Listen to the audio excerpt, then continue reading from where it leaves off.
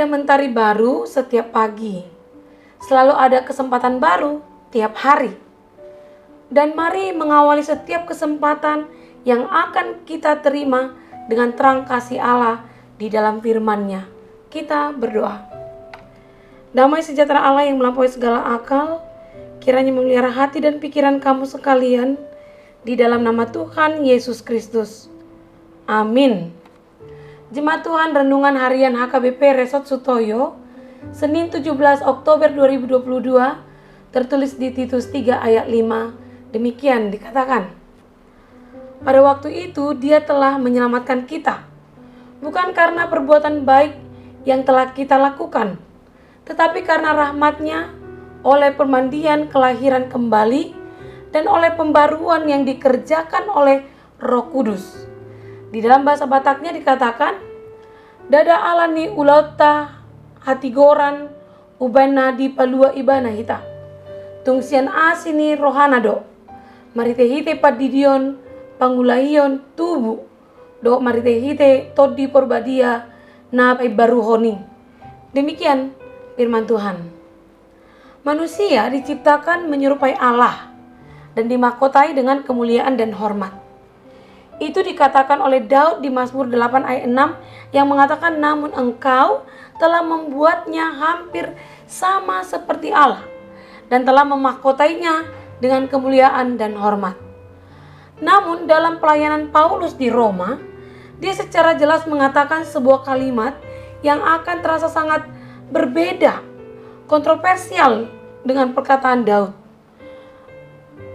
Paulus mengatakan, karena semua orang telah berbuat dosa dan telah kehilangan kemuliaan Allah. Di Roma 3 ayat 23. Mungkin sebagian besar jemaat Roma telah berusaha melakukan banyak kebaikan, rajin beramal, dan sebagainya. Tapi ternyata semua itu dikatakan oleh Paulus belumlah cukup untuk menyelamatkan, membersihkan diri dari dosa, atau mengembalikan kemuliaan Allah ke dalam hidup mereka. Bukankah kita harus berbuat baik, menolong sesama, dan menjadi saluran berkat? Dan kalau dikatakan bahwa kita sudah kehilangan kemuliaan Allah, bagaimana kita bisa memperolehnya kembali? Ada banyak orang yang mengalami miskonsepsi mengenai keselamatan. Seperti seorang yang pernah mengatakan kepada saya bahwa ia merasa tidak perlu ke gereja, membentuk persekutuan atau punguan, atau bahkan berdoa secara rutin. Yang penting itu adalah berbuat baik, bantu orang lain, jangan menyakiti orang lain. Itu sudah cukup, katanya. Pemikiran seperti itu mewakili banyak orang yang juga mengalami miskonsepsi atau pemahaman yang salah mengenai kebenaran. Tentu saja berbuat baik itu tidak salah. Bahkan menurut firman Tuhan, itu harus menjadi kewajiban setiap manusia. Jangankan manusia, hewan saja bisa melakukan perbuatan baik.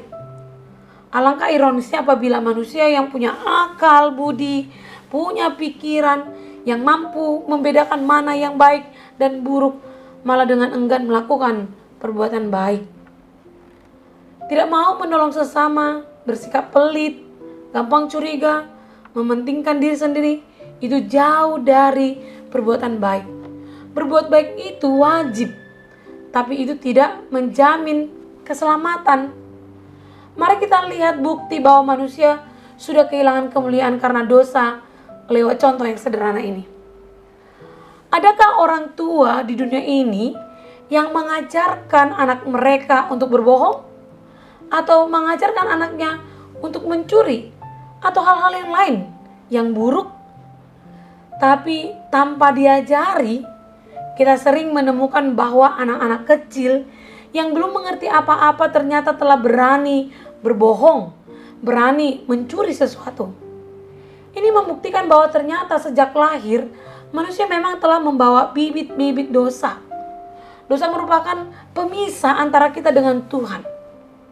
Dosa membuat Allah memalingkan wajahnya dari kita, memisahkan kita dengan hadirat Allah yang kudus, dan dengan sendirinya menjauhkan kita dari segala anugerah Tuhan, termaksud keselamatan. Roh manusia pun sebenarnya sadar betul akan hal ini. Itu sebabnya orang melakukan banyak usaha agar bisa selamat. Dan salah satu cara yang dipercayai banyak orang bisa mendatangkan keselamatan baginya adalah lewat perbuatan baik. Mohon diperhatikan, perbuatan baik kita, sebaik apapun itu, ternyata bukan kendaraan yang bisa menghantar kita menuju keselamatan. Dan itu secara tegas dikatakan Paulus dalam suratnya kepada Titus yang menjadi renungan kita hari ini. Kita diselamatkan bukan karena perbuatan baik, tetapi oleh rahmat-Nya, berdasarkan kemurahan Allah dan atas kasih-Nya yang begitu besar kepada kita. Dengan menerima Yesus Kristus sebagai Tuhan dan Juru Selamat, kita memperoleh keselamatan kita. Itulah yang membuat kita berhak menerima keselamatan. Jadi iman kita kepada Tuhanlah yang menyelamatkan kita. Itu sebabnya Tuhan Yesus selalu berseru, imanmu menyelamatkanmu. Tetapi perlu ditekankan, setiap orang yang mengaku beriman dan percaya akan keselamatan yang ia peroleh akan selalu terpancar dalam perbuatan-perbuatannya. Jadi dapat disimpulkan bahwa kita berbuat baik adalah buah dari iman keselamatan yang telah kita peroleh. Amin, kita berdoa. Terima kasih Tuhan untuk firman yang kami dengar hari ini, yang mengingatkan kami bahwa sumber dari keselamatan kami hanyalah kemurahan-Mu.